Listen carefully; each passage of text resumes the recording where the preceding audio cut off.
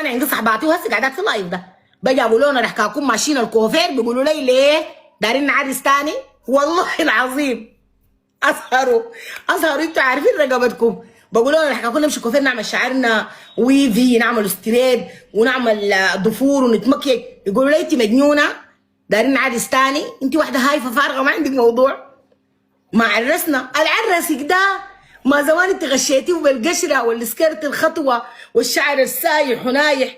ما تجي تخلعي كده تخلي الشعر واقف سلام تحيه زي بوخ الحله وتخلي القميص وسخان. يا اخي ما صدمتي لكن ما غشيتيه وانت ده غش تجاري. يلا ده غش تجاري انك انت تكوني ممكنه ومسرح غشيتي اول ما دخل الجك توريني الحقيقه انت يلا كده ده غش تجاري. ما ينفع، لا ما ينفع كده. فانت خليكي يا اخي. انا ما بقول لك امشي الكوافير كل يوم، احنا سودانيين، لكن الحنه دي عندنا راقده تحنني. البخور الحلو ده راقد تبخري. التسريح ده المشط ده والزيت كان شعرك قرقدي، شعرك واقف طوله كله 5 شعرات عمليات اجتماع. جاست فور مي الوليف افرد الشعر ده اكردي كده يا ايمه رقدي في وشه كده خليها بويات زي حسن تسريحه. العبايه حقت الهزات دي يا اخي ما تلبسيها. شوفي لك عبايات فنيله والله. عبايه الهزات دي الرجال بيضربوها مصر والله. اغلبيه الرجال بيجوني بيقولوا لي ده عرس مغربي يا اخي السودانيين يدينهم عبايه هزاز ما تفضح لنا. وبجد هي الوحده اللي بتكون طالعه ماشيه مناسبه هلا نفسها دي كدي ريحه الريحه دي من سابع شارع والتوب ده والاكسسوار ده والمكياج ده وفي البيت كلبه ولا تسوى. اسي اقسم بالله العظيم خلينا النسوان. انا اسف بكون قاعده معاكم في اللايف هذا يهو ده شكلي وش هذا الله لما اجي مارقه بتشتغل بتقول لي علي اتغيرتي 180 درجه. يعني هو دي خصله فوقنا، دي خصله حقتنا. فاي يلا لما يكون عندك راجل والله ما عنده ذنب يا اخي. وغيري لي. الراجل بيحب التغيير يا اخوانا، ما بني ادم. البني ادم بيميل من التكرار، الروتين قاتل. غيري له الروتين. يعني الليله جاء اعمل جبنه بصندوق وقلوه بجبنه، بكره جاء اعمل شاي بقعده، بعد بكره جاء اعمل فته واقعدوا في الواطه، بعد جاء العبوا بلاي ستيشن. يا اخي ما تخليه يميل مبمل يا اخواني. ما هو في النهايه بني ادم زيه زيك بيزهق.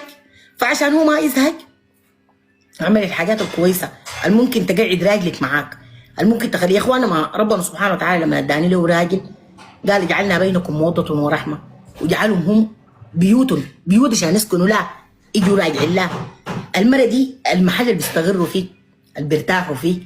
المرة في نسوان لما راجل يكون كاتب في البيت بتزعل تقول لي ليه يكتب فيني البيت؟ بقول لها يا اما حباب البيت كاتب فيك البيت يعني انت.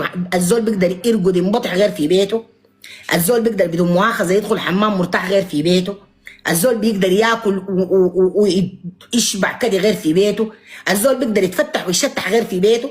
لما يقول البيت معناتها محل راحته، محل انقطاعته، محل مدعته، محل هجيته وبيته. فالبيت كلمه حلوه شديد.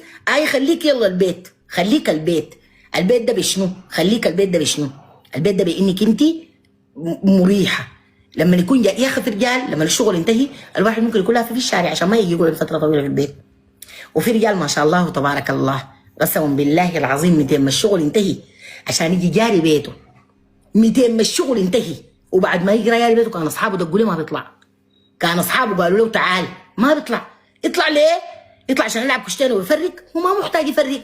هي ما شاء الله تبارك الله كان بيشرب شيشه مغسل الشيشه وخدتها لي قدامه.